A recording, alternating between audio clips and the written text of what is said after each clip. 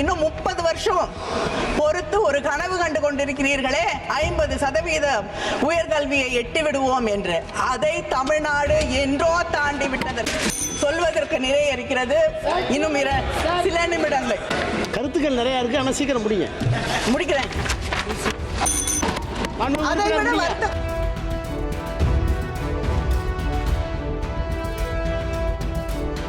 நீங்க இன்னும் 30 வருஷம் பொறுத்து ஒரு கனவு கண்டு கொண்டிருக்கிறீர்களே, 50% உயர்கல்வியை எட்டி விடுவோம் என்று.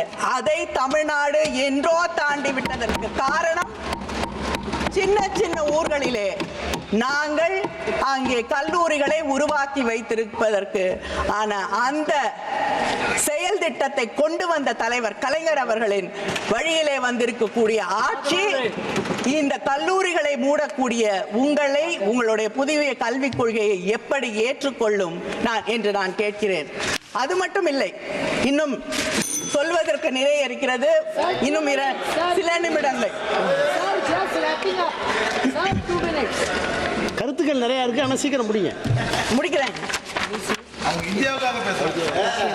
நீட் எங்கள் தமிழ்நாட்டிலே சாதாரண குடும்பங்களை சார்ந்த கிராமப்புறங்களில் இருக்கக்கூடிய பிள்ளைகள் படிப்பதற்காக தலைவர் கலைஞர் அவர்கள் ஒவ்வொரு மாவட்டத்திலும் அரசு மருத்துவ கல்லூரிகளை கொண்டு வந்தார்கள்.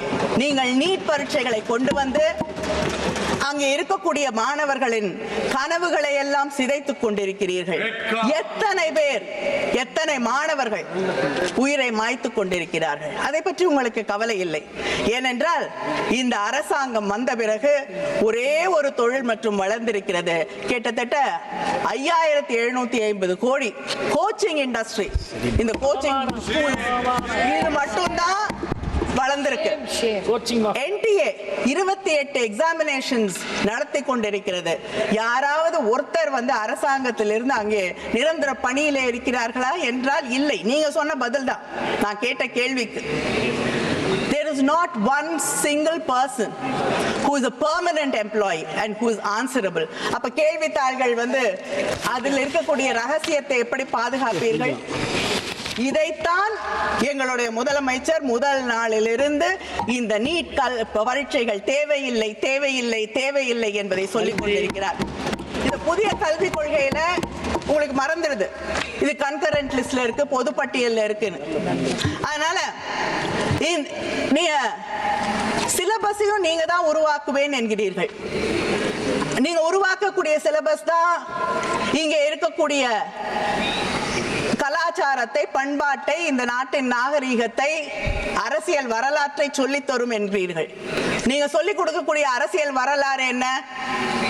முகலாய மன்னர்களை பற்றி பேச மாட்டீர்கள். மகாத்மா காந்தி அவர்கள் கொல்லப்பட்டதை பற்றி உங்கள் அரசியல் வரலாறு பேசாது. தமிழ்நாட்டிலே இருக்கக்கூடிய தலைவர்களை பற்றி பேச மாட்டீர்கள். பெரியாரை பற்றி நிச்சயமாக பேச மாட்டீர்கள். பயம்